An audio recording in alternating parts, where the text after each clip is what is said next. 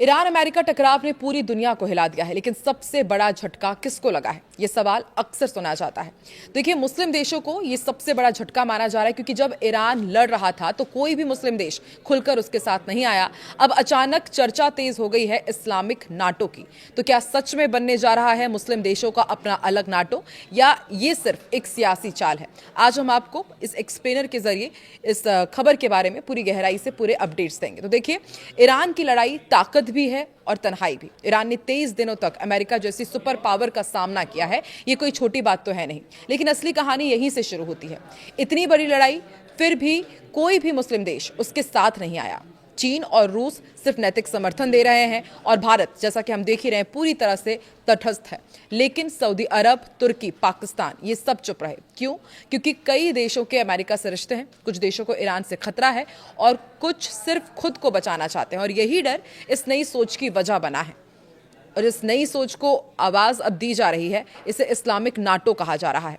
पुराना आइडिया है, लेकिन टाइमिंग नहीं है। इस्लामिक नाटो कोई नया शब्द नहीं है। पहले भी सऊदी अरब ने इस्लामिक मिलिट्री अलायंस बनाने की कोशिश की थी, लेकिन वो पूरी तरह सफल नहीं हो पाया। और अब फिर यही आइडिया सामने रखा जा रहा है, लेकिन इस बार वजह थोड़ी ज्यादा गंभीर हो जाती है।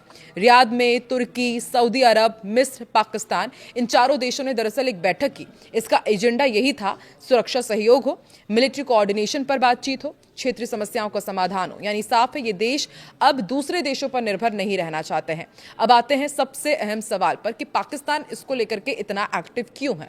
देखिए, पाकिस्तान की स्थिति जरा समझनी होगी। एक तरफ भारत है, दूसरी तरफ अफगानिस्तान की अस्थिरता है, ऊपर से ईरान अमेरिका तनाव, यानी चारों तरफ से प्रेशर ही प्रेशर। और सबसे बड़ा डर पाकिस्तान को यह सता रहा है कि कहीं वो अकेला ना पड़ जाए। और इसीलिए पाकिस्तान चाहता है कि एक मजबूत ब्लॉक बने, जहां उसे सब जगह से सपोर्ट मिले और जरूरत पड़ने पर सैन्य मदद भी मिल जाए। और यही आता है उसका सबसे बड़ा कार्ड, न्यूक्लियर हथियार। यही वजह है कि इस गठबंधन में पाकिस्तान की अहमियत बहुत बढ़ जाती है। 4 देशों की ताकत, ये भी हम आपको समझाते हैं कि यदि ये साथ में आते हैं तो संभावित गठबंधन की असली ताकत क्या होगी। सबसे पहले बात करते हैं तुर्की की। तुर्की के बारे में हम जानते हैं कि तेजी से बढ़ता हुआ डिफेंस सेक्टर है, ड्रोन टेक्नोलॉजी में लीडर है, और खुद के फाइटर जेट ये बनाता है। तो ऐसे में इसका जो शक्ति प्रदर्शन है वो कई बार हमने देखा भी हुआ है। और सऊदी अरब की बात की जाए तो इनके पास पैसा है, तेल है, टेक्नोलॉजीज में भारी निवेश इसने कर रखा है, और अमेरिका के साथ इसके रिश्ते बहुत मजबूत हैं। मिस्र की यदि बात की जाए तो अरब दुनिया की सबसे बड़ी आबादी है मानी जाती है, मजबूत और अनुभवी सेना इनके पास है। वहीं यदि पाकिस्तान की बात की जाए तो न्यूक्लियर पावर है, और स्ट्रैटेजिक लोकेशन इसकी सबसे बड़ी ताकत बन जाती है। कैसे? इसका चीन और एशिया कनेक्शन बहुत स्ट्रांग हो जाता है, और इसलिए यदि ये चारों देश मिल जाते हैं तो एक नया पावर ब्लॉक बन सकता है, जो मिडिल ईस्ट की राजनीति बदल सकता है। तो सबसे बड़ा सवाल, क्या ये सच में नाटो जैसा होगा? जवाब थोड़ा कड़वा आपको लग सकता है, शायद नहीं भी। क्यों?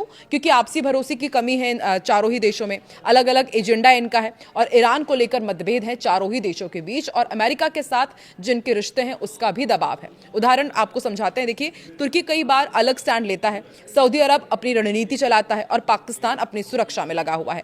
यानी एकजुटता उतनी आसान है नहीं जितनी दिखती है।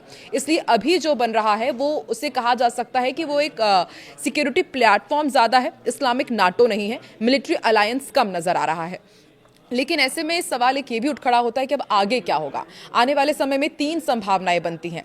ये गठबंधन मजबूत हो जाए, एक नया पावर सेंटर बन जाए, या फिर ये सिर्फ मीटिंग्स तक ही सीमित रह जाएगा और धीरे धीरे खत्म हो जाएगा। और जो तीसरी संभावना है वो ये कि ये फिर एक ढीला ढाला ग्रुप बना रहे, जो जरूरत के समय ही एक्टिव हो। ईरान युद्ध ने एक चीज तो साफ कर दी है कि दुनिया अब ब्लॉक्स में बंट रही है। हर देश अपनी सुरक्षा खुद मजबूत करना चाहता है। इस्लामिक नाटो उसी दिशा में एक कदम है, लेकिन क्या ये सफल होगा, या सिर्फ एक और अधूरा सपना बन जाएगा? आपकी क्या राय है? क्या मुस्लिम देशों को एक होना चाहिए? कमेंट में जरूर बताएं।